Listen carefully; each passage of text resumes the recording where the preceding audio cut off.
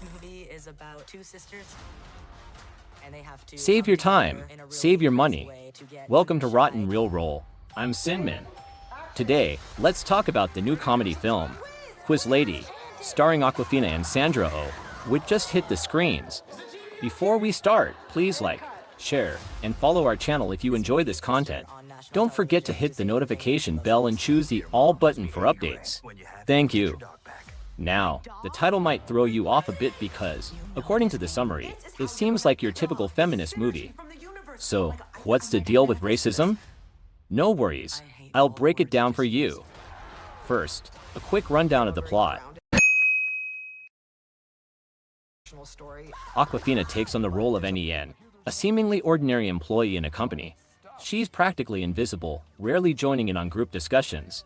Others either intentionally or unintentionally overlook this Chinese girl. Besides, she is a genius at quiz game. For 30 years, she's been a devoted fan of a quiz show hosted by Farrell. One day, a call from a nursing home shakes up Annie's world.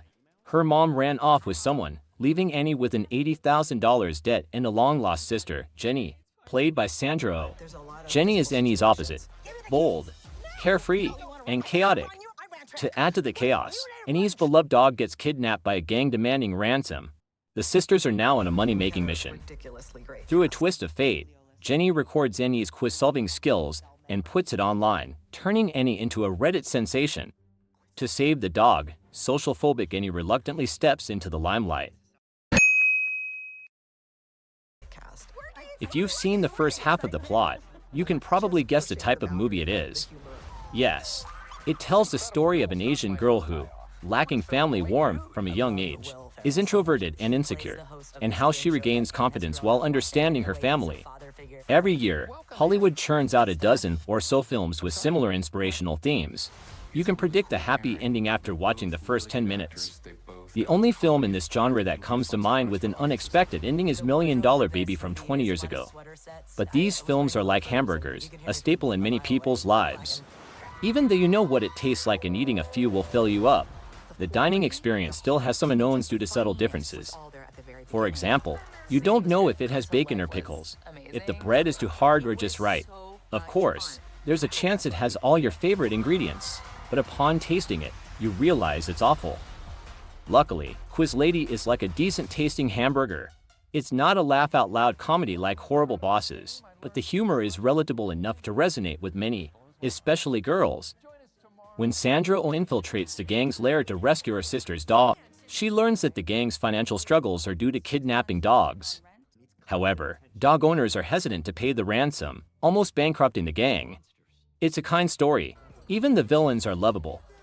Of course, there are some cliché elements in the film, like the disastrous lives of the two sisters, attributed to irresponsible parents. The struggling female supporting character inevitably sleeps in her car because she can't afford rent, forced to live with her sister.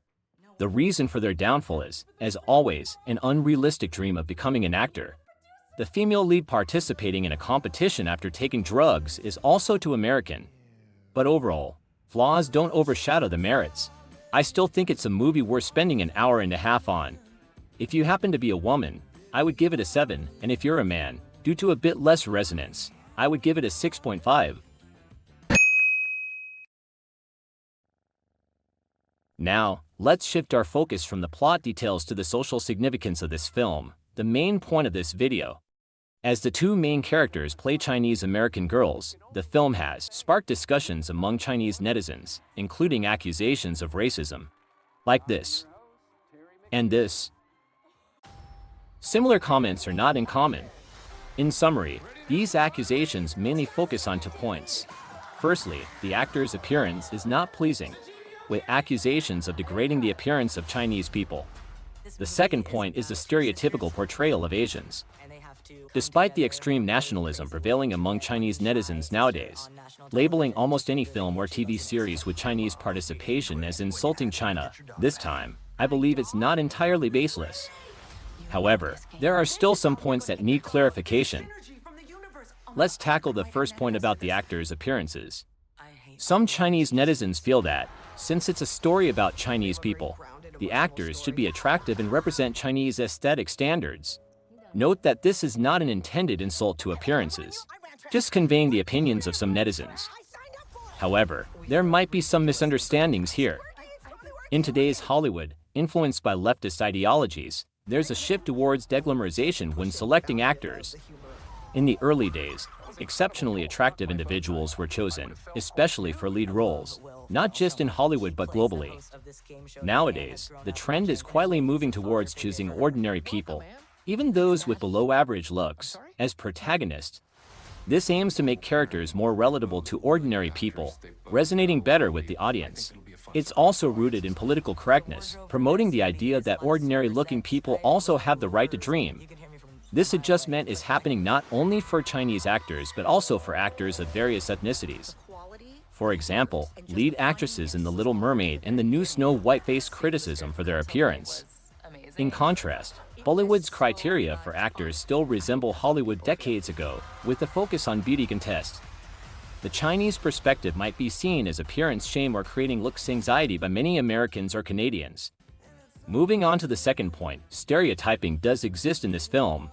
The film portrays stereotypical images of Chinese people, depicting them as exceptionally intelligent, good at answering questions, introverted, socially awkward, and often working as accountants.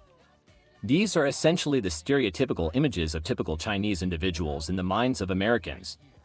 But I don't see it as equivalent to racial discrimination because treating differently and acknowledging differences are distinct. The definition of treating differently is providing an equal treatment in areas that should be equal due to belonging to different ethnic groups. For example, giving white people one vote each while only giving black people half a vote is clearly unfair. In contrast, another overcompensating attitude is, because we want to treat everyone fairly, I do not acknowledge the existence of objective differences among various groups. In fact, this attitude goes against the principle of advocating diversity. If there are no differences between ethnic groups, how can we emphasize diversity and protect these differences?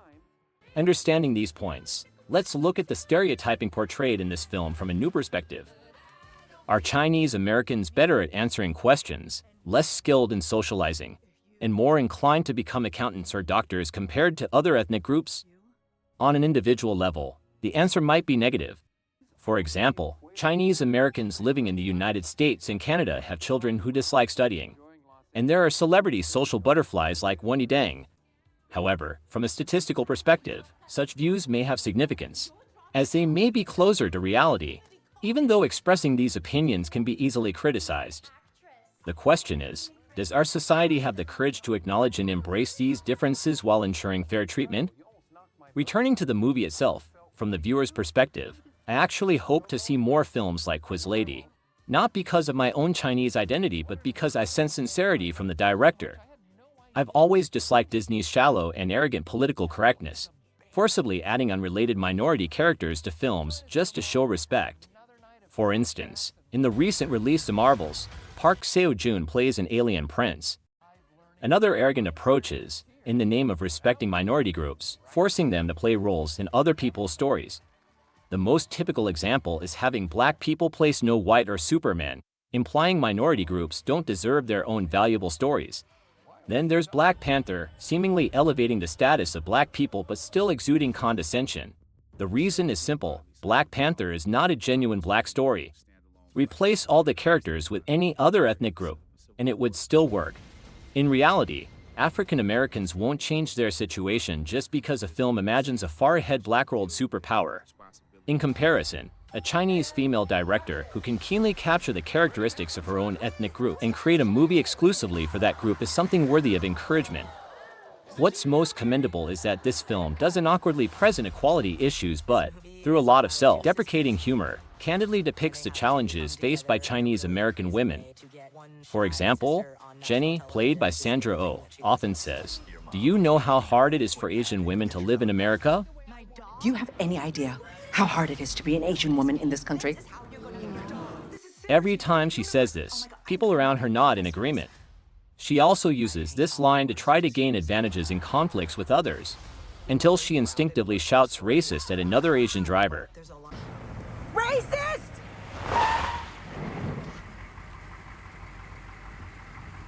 The director, through these satirical techniques, truthfully reveals that Jenny's chaotic life is not because of her Asian identity but rather her unrealistic dream of becoming an actor and her irresponsible attitude toward life.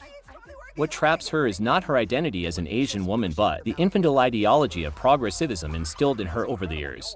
It's the belief that if I'm not doing well, it's the fault of white people, and the unrealistic notion that why can't I get everything I want? Asian women's lives matter, regardless of the actual circumstances.